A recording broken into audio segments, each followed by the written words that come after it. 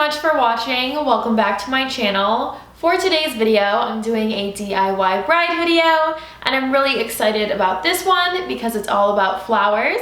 If you can't tell already, I love flowers, I always have, so I've really been looking forward to sharing this video with you guys. In today's video, I'm showing you how to make a floral arrangement as well as a flower wall. It definitely isn't as hard as you think it is, and it's a lot of fun too, so I'm just going to jump right in and get started.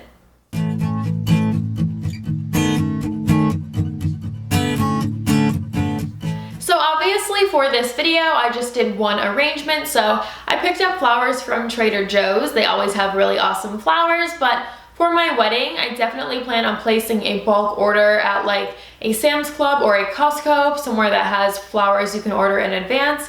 And then for like the specialized flowers that they don't really have, I will just place an order at a florist. So I definitely recommend doing the same thing. If you guys are planning on doing a lot of floral arrangements, it's definitely way cheaper that way, so that's why I'm doing it that way. I also wanted to let you guys know that if there's a flower that's either out of season or just really expensive and way out of the budget, definitely look for a silk version or like a fake version. And I picked some up from a Michael's and I put them in with the real flowers. I thought they looked awesome. Honestly, once it was all together, I couldn't even tell which ones were the fake ones, but I do want to say I think you really do get what you pay for when it comes to fake flowers. I really do recommend like a Michael's or a store like that and not the dollar store. I think the ones that are super cheap really do look fake, and I feel like it's way harder to play those off as real, so that's a tip for you guys.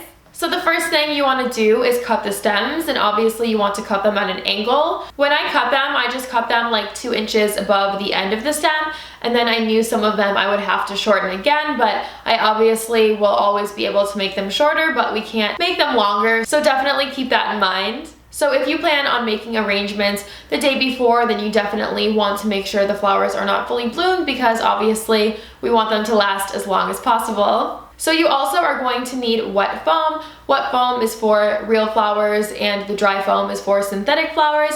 I obviously had a little bit of synthetic, but since almost all of the flowers were real, I went with the wet foam. The next thing I did was I measured the wet foam, and I did have to cut off a little bit. I recommend doing it over a trash can just because it is a little messy, and then I put water into the vase and then the foam in. The foam will float at first and then it sinks, and once it sinks then it's ready to go. So I just started with one size stem, and then I went to, I think I started with the medium size and then the small ones and then the large, but I would recommend just kind of working all over, doing a small one, a medium one, and then a long one, just because I felt like after a while it was hard to put the long ones in just because I couldn't see where there was space in the foam.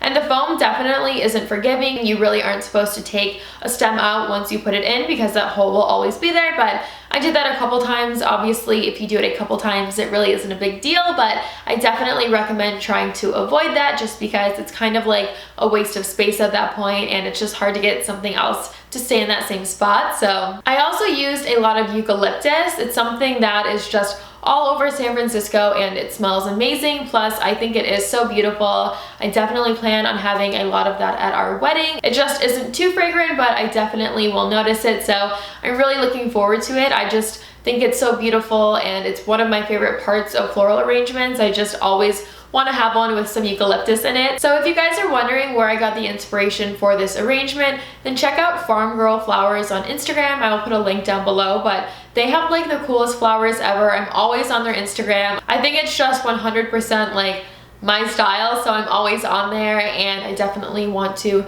recreate some of their styles. I just think it's super cool, so definitely check it out if you guys are planning on doing some arrangements for yourself. I also want to say, if you are making some arrangements for your wedding, you don't have to do all of them. If you want to work with a florist and have them do some, and then if you want to do some yourself to save money, or if you just really like doing it like I do, then that's definitely an option. I don't want anyone to think they have to do like all of them if they don't want to, but I plan on doing a lot of them for sure, just because I really enjoy this, and even if it isn't as like professionally done, I still think it's fun.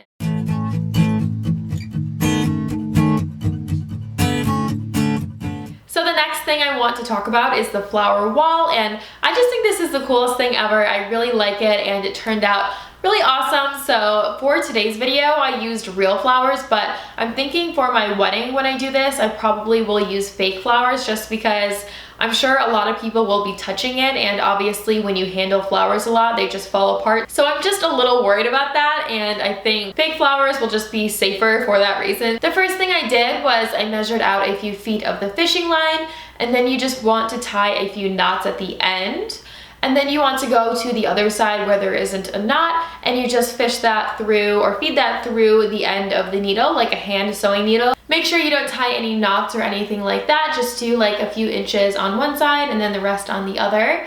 And then just feed a flower into the needle. Start from the very bottom of the flower and work your way up, and then just slide it all the way down to where the knot is. And then about 6 inches to 1.5 feet, I just did it sort of random. From the last one, I would tie a few knots again. When I say tie a few knots, I mean like all of them on top of each other, so it's a larger knot. That way the flower won't fall or anything like that. And I just kept doing the same thing a bunch of different times. I would do about 3 on each piece of fishing line, and then of course you want to leave some room at the top so you can secure it onto something. Since our wedding is outside, I plan on doing this on like a tree or something. I saw a really cool picture where someone did that at their wedding, so that's what I plan on doing. But if you guys are doing this inside, I recommend that you get like one of those really long skinny wooden rods from like a Home Depot or something like that. And if you want to paint it, of course you can paint it, and then you can just make a loop at the end of the fishing line and just slide all of them on when you set it up. So this honestly is really simple, and I think it looks amazing. When you take photos, you obviously won't be able to see the fishing line, so it just seems like flowers are floating in the air. So I think it's really cool, and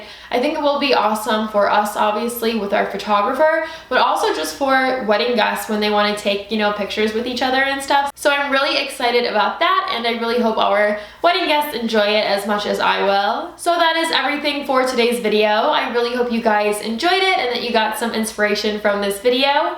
If you did, don't forget to give it a thumbs up. Please subscribe to my channel if you haven't yet. I also will have a link in the description box for all the videos in this series if you guys haven't seen all of them, and I will see you in my next video. Bye!